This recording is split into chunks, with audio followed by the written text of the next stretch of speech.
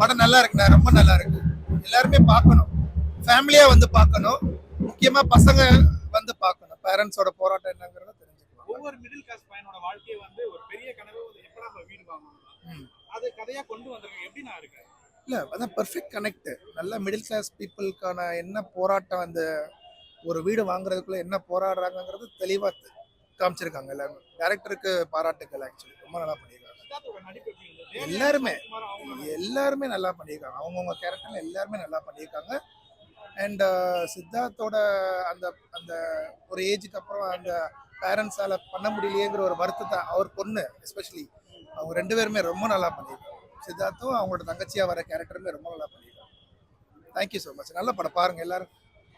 மக்கள் கிட்ட கொண்டு போய் சேருங்க இந்த படத்தை. வீடு வாங்குறது உண்மையாவே ரொம்ப கஷ்டம் இல்லையா? கண்டிப்பா. அந்த கஷ்டத்தை கண்ணு முன்னாடி கொண்டு வந்து ஆமா, அதுதான் சொல்றேன். அது எல்லாமே கிளீனா கன்வே பண்ணியிருக்காங்க. So it's a very good movie to watch. So 3 BHK படம் பார்த்துட்டு வரோம். ஸோ படம் வந்து பார்த்தீங்கன்னா ஒரு ஒரு ஒரு யங்ஸ்டர் எவ்வளோ கஷ்டப்படுறான் ஒரு வீடு வாங்க அப்படின்றத வந்து கண்ணு முன்னாடி கொண்டு வந்து காமிச்சிருக்காங்க.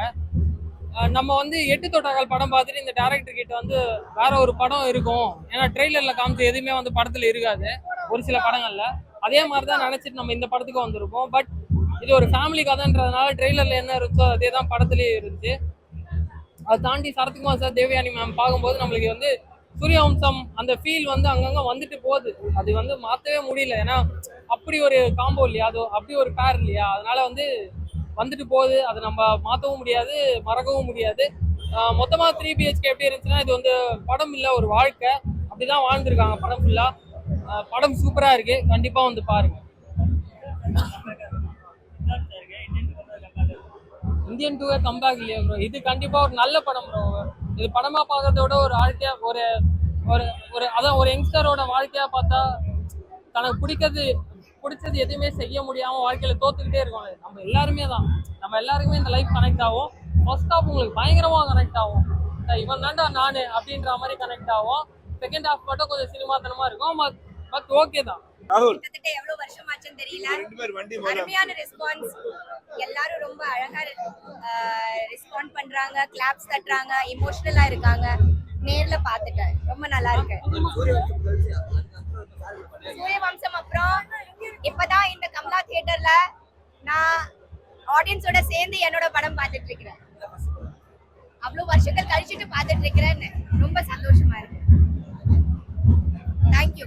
எல்லாரும் படத்தை பாருங்க, உங்களுக்கு ரொம்ப பிடிக்கும்.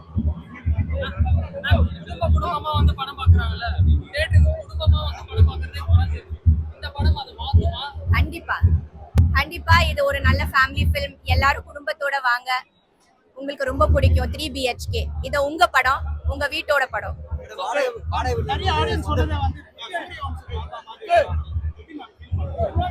சூரியவம்சம் வேற கதை, 3 BHK வேற கதை. ரெண்டும் ஃபேமிலி ஃபிலிம்ஸ் தான். ரெண்டும் நல்ல அடுத்த தலைமுறைக்கு, இந்த தலைமுறைக்கு நல்ல கருத்துக்கள் சொல்லக்கூடிய ஒரு நல்ல படம். ஸோ வந்து என்ஜாய் பண்ணுங்க 3 BHK. நீங்க சாட்டிஸ்ஃபைடா சார்? ரொம்ப சந்தோஷமா இருக்கு. நான் இப்பதான் ஃபர்ஸ்ட் டைம் ஆடியன்ஸோட பாக்குறேன். இன்னும் நிறைய ஆடியன்ஸோட திருப்பி பார்க்கணும்னு இருக்கேன். கண்டிப்பா அவங்க ரியாக்ஷன், ஃபீட்பேக் எல்லாத்தையும் எடுத்துக்கிறேன். தேங்க்யூ. ஏன்னா உங்களோட ஆடியன்ஸ் 8 தோட்டாக்கள் படம் பார்த்துட்டு உங்ககிட்ட நீங்க என்னதான் ட்ரெய்லர் அப்படி கட் பண்ணி விட்டுருங்க, மனுஷன் அப்படி வச்சிருக்க மாட்டார், உள்ள ஏதோ த்ரில்லிங் எக்ஸ்பீரியன்ஸ் வச்சிருப்பாரு அப்படின்னு எதிர்பார்த்தோம். இது எப்படி இருந்துச்சு?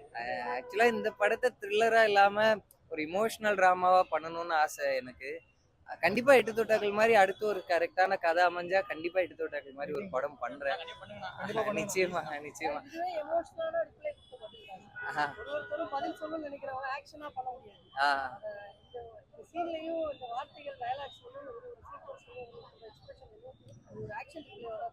ரொம்ப ரொம்ப நன்றி.